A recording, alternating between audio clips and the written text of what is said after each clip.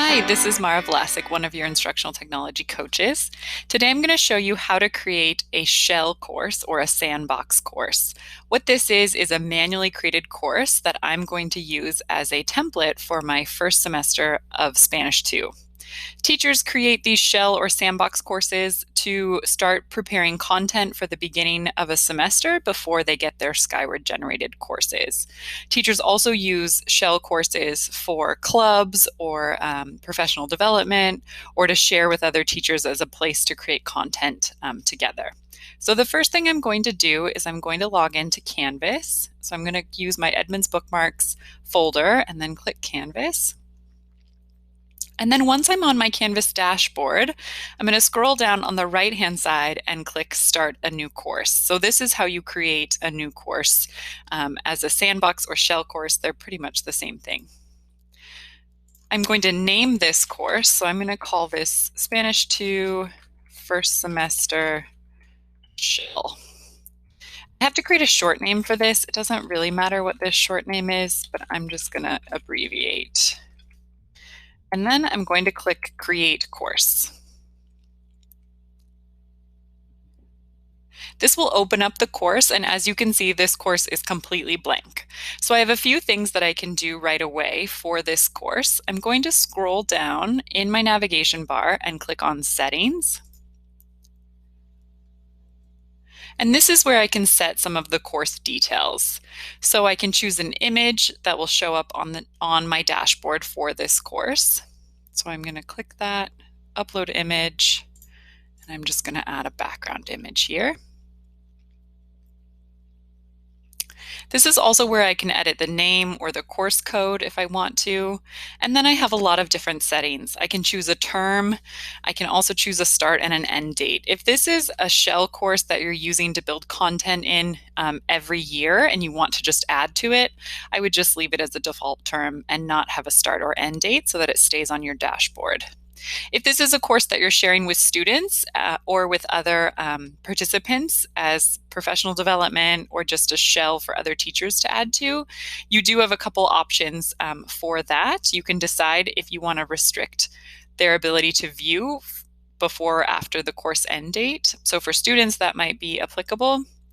And then you can also scroll down here and click More Options.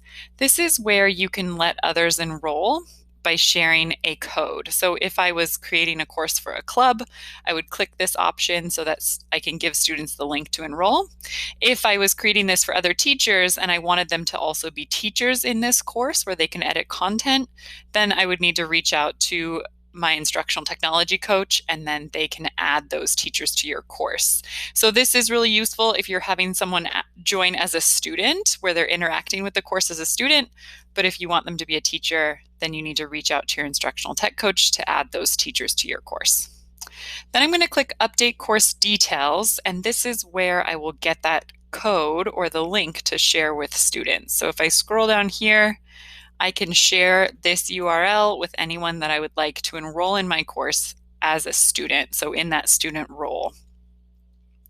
Some other things that I can do is I'm going to go to navigation, and this is where I can decide what will be seen in my navigation bar. Again, if this is a shell course where you're just building content in it and students aren't enrolling, the navigation isn't as important.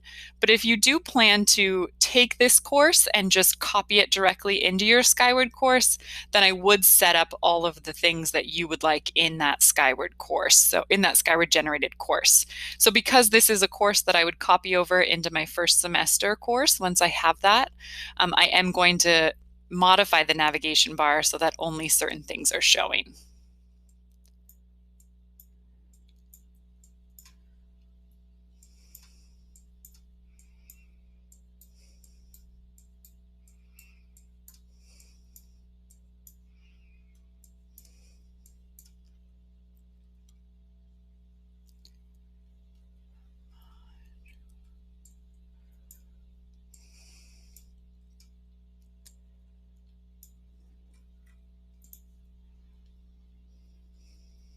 So I've modified my navigation bar. I've clicked Save down here, and this is what will be visible to students. Now I'm going to go back to home and I'm going to show you a couple different ways that you can start adding content. So I can either start by creating a new module and then start building content from there, or I can also import existing content. So if I've already created content in previous courses that I'd like to import to this course, I can go up here to content type and I can click copy a Canvas course. And then this is where I can look for my other courses and I can choose content from that course. So I'm going to copy some content from this course, and I can either copy all content, which will pull over the entire course, or I can select specific content. And then I'm going to click import. I would really encourage you not to click adjust events and due dates. It will guess based on the start and end date of this course when those assignments would be due, and it will really mess up your calendar. So I wouldn't check that box. Then I'm going to select content, and this is where I can select either specific content or entire groups of content. So for modules, if I wanted to import just a few of these modules, I can do that. If I wanted to import all of the discussions, I can check that box, or I can click the little down caret or the down arrow to see what else is available. And then I would click select content. So it will take a little while for that content to show up in your course, but once it's completed, then you can go to that course. So if I go, or I can go to home and see that content. So this is what I included from that course, or what I imported from that course. Your other option is also to import from the Commons. So I can click import from Commons, and then I can find any resources in the Commons that I would like to import to my course.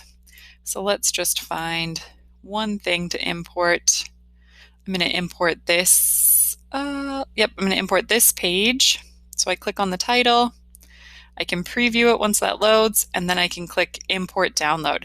Here is where you will need to select that course that you would like to import it into. So I'm going to choose this one, and then I'm going to click import into course. So it will import that resource into my course. Again, it's not instantaneous, but it is pretty fast if the resource that you're importing is fairly small. I then have to go back to my dashboard.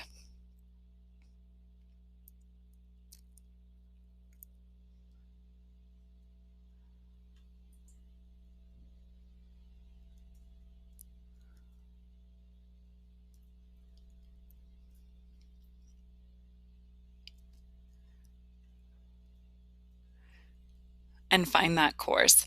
Notice that that course does not actually show up on the top up here. It's right down here because I haven't published it. This is an unpublished course. That is up to you if you publish it or not, because you don't have students enrolled in it. But if you would like it to show up here on your published courses, you can just go ahead and click publish. And that's how you create a shell course. Again, if you don't have anyone else enrolled in that course, a shell course is just a place for you to start building content that you can then copy over into your Skyward generated courses that have your students enrolled.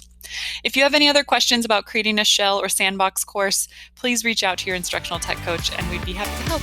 Thanks.